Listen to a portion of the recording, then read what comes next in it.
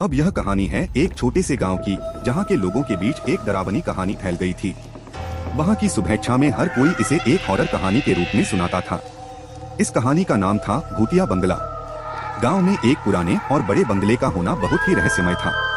लोग कहते थे कि वहां रात को आत्मा की आवाजें सुनाई देती हैं और कभी कभार उस बंगले की खिड़कियों से कुछ अजीबोगरीब आवाजें सुनाई जाती हैं। एक रात एक विद्यार्थी जिसका नाम राज था, उसने अपने दोस्तों के साथ उस बंगले में जाने का निर्णय किया।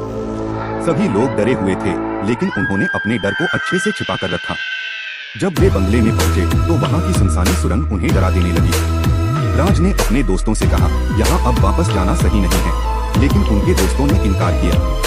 बंगले के अंदर चलते चलते उन्होंने एक अजीब आवाज सुनी, जैसे कोई गाना गा रहा था। राज का दिल उस समय धड़कने लगा। वे अगर वहां से बाहर निकलते तो अच्छा होता, लेकिन उनके दोस्त आगे बढ़ते गए। अचानक एक हाथी की आवाज सुनाई दी। वे सब डर से कांप उठे, लेकिन जब उन्होंने बड़े ही घबराहट से पीछे मुड़ा तो उन्हें हंसी आ गई। वहां एक बड़ा और भारी हाथी निचोड़ कर खड़ा था, जिसने उनके डर का राज खोल दिया। यह हाथी उनके गांव का ही था, जो खो गया था और अब उसे ढूंढ रहा था।